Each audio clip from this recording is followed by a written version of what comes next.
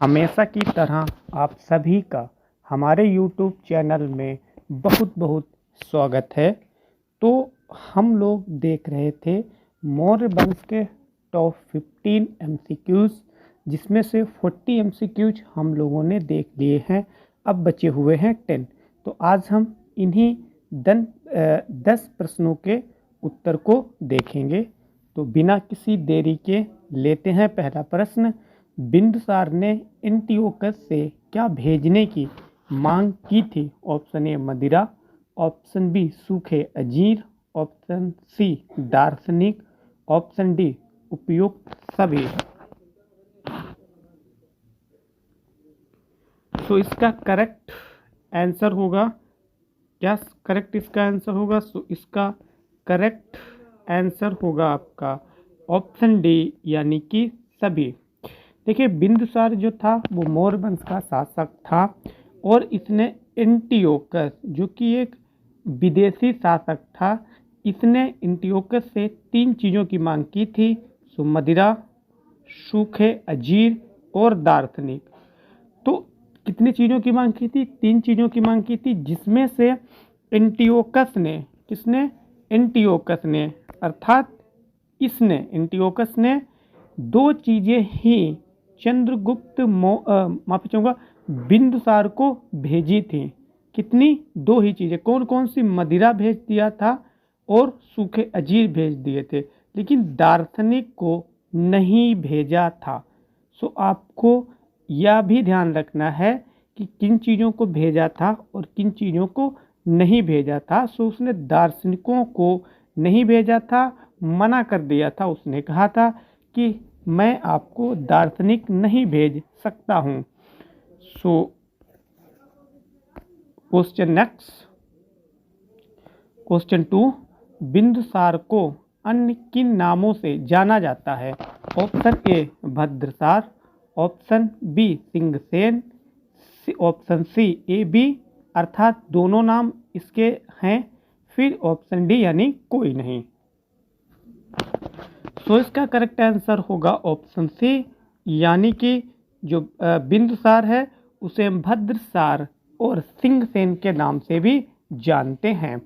इसी प्रकार जो चंद्रगुप्त मौर्य था उसे हम सेंट्रोकोटस और एंड्रोकोटस के नाम से भी जानते हैं, यानी कि उसकी 2 उपाधियां और थी। किसकी? बिंदुसार की भी 2 उपाधियां थीं और चंद्रगुप्त मौर्य की भी 2 उपाधियां थीं। एक बार फिर से रिपीट कर लेते हैं।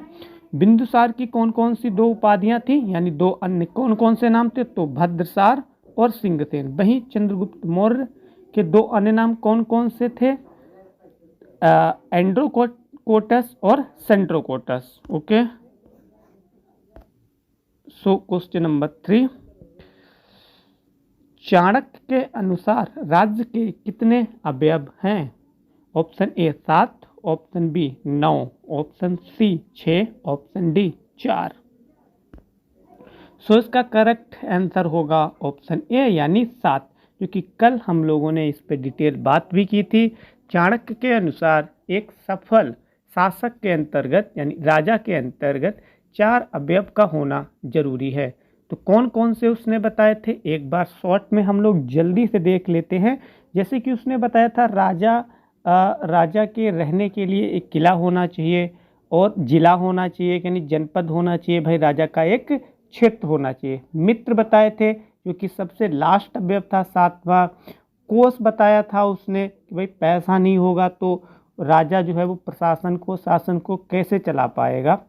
और उसके बाद में उसने कहा था कि राज्य की सुरक्षा हेतु सेना होना चाहिए। क्या होना चाहिए? सेना होना चाहिए। और उसके मंत्री होने चाहिए राजा के। सो ये कुछ अवयव थे, मतलब कितने थे टोटल में? 7, जिनमें से कुछ हमने यहाँ पे बताए हुए हैं। फिर देखते हैं नेक्स्ट क्वेश्चन, क्वेश्चन नंबर 4। राजा अपने सभी राज्य कार्यों का संचालन किसके द्वारा करता था? यानी किसकी बात हो रही है यहाँ पे? हम लोग मौर्य वंश से संबंधित प्रश्नों को देख रहे हैं, तो मौर्य वंश की ही बात हो रही है। ठीक है। ऑप्शन ए अमात्यों द्वारा, ऑप्शन बी मंत्रियों द्वारा, ऑप्शन सी अधिकारियों द्वारा, ऑप्शन डी उपयुक्त सभी। सो इसका करेक्ट आंसर होगा ऑप्शन डी, यानी जो मौर्य वंश था वह अपने शासन का संचालन इन तीनों के माध्यम से करता था, अमात्यों के माध्यम से, मंत्रियों के माध्यम से और अधिकारियों के माध्यम से। ठीक है, फिर है क्वेश्चन नेक्स्ट यानी 5, मौर्य साम्राज्य में गुप्तचर विभाग को क्या कहा जाता था? ऑप्शन ए पुरोहित, ऑप्शन बी महामात्य पर्षद, ऑप्शन सी गूढ़ पुरुष, ऑप्शन डी समाहर्ता। तो इसका करेक्ट आंसर होगा ऑप्शन बी यानी महामात्य पर्षद मौर्य साम्राज्य में गुप्तचर विभाग को कहा जाता था। फिर देखते हैं क्वेश्चन 6, मौर्य काल में समाहर्ता किस विभाग का प्रधानमंत्री होता था? यानी मौर्य काल में जो कुल विभाग थे उनके हर एक विभाग के एक प्रधानमंत्री होता था। जिस तरीके से अभी वर्तमान समय में हर एक विभाग होता है और उसका एक मंत्री होता है, लेकिन यहाँ पे क्या था, मंत्री ना होके प्रधानमंत्री होता था हर विभाग का। सो कौन सा विभाग था समाहर्ता? ऑप्शन ए न्याय विभाग, ऑप्शन बी राजस्व विभाग, ऑप्शन सी वन विभाग, ऑप्शन डी इनमें से कोई नहीं। सो इसका करेक्ट आंसर होगा ऑप्शन बी यानी राजस्व विभाग का जो प्रधानमंत्री होता था उसे हम क्या कहते थे?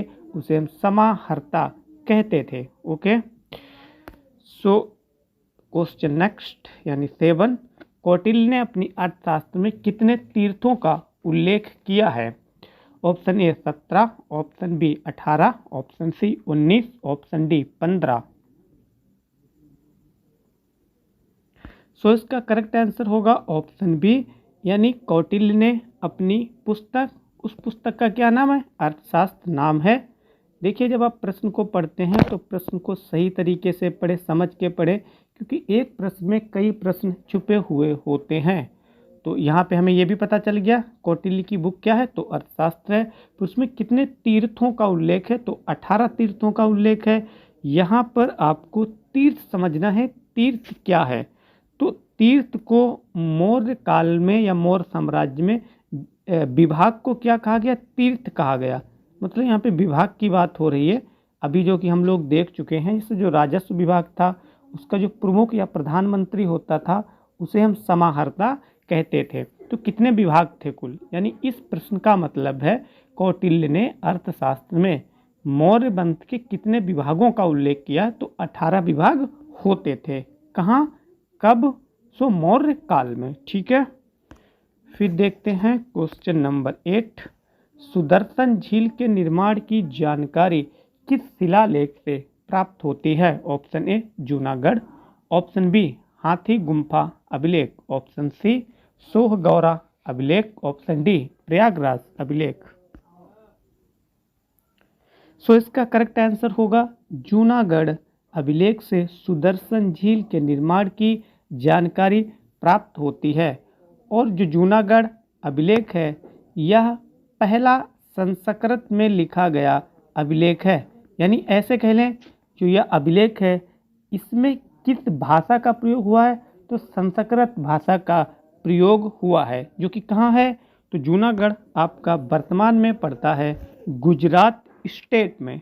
ठीक है, और इस अभिलेख से बहुत सारे जो राजा हैं उनकी जानकारी मिलती है जो मौर्य प्रशासन था उससे संबंधित। जैसे कि सुदर्शन झील के निर्माण जो है रुद्रदामन ने करवाया था, तो उसके बारे में भी, रुद्रदामन के बारे में भी कहाँ से उल्लेख मिलता है? तो आपका जूनागढ़ अभिलेख से उल्लेख मिलता है। वहीं देख लेते हैं ऑप्शन सेकंड यानी हाथी गुम्फा। जो हाथी गुम्फा अभिलेख है इसे खारबेल द्वारा बनवाया गया था। किसके द्वारा? खारबेल द्वारा बनवाया गया था। सो ये भी आपको ध्यान रखना है। फिर प्रश्न यानी क्वेश्चन 9, मौर्य काल में चांदी के सिक्के को क्या कहा जाता था? ऑप्शन ए दीनार, ऑप्शन बी मानसक, ऑप्शन सी पण, ऑप्शन डी निष्क। तो इसका करेक्ट आंसर होगा ऑप्शन सी यानी पड़। मौर्य काल में चांदी के सिक्के को पड़ कहा जाता था। वहीं जो निष्क है, तो निष्क भी मौर्य काल का ही सिक्का था, लेकिन ये चांदी का ना होके ये सोने का सिक्का था। किसका था? तो ये सोने का सिक्का था।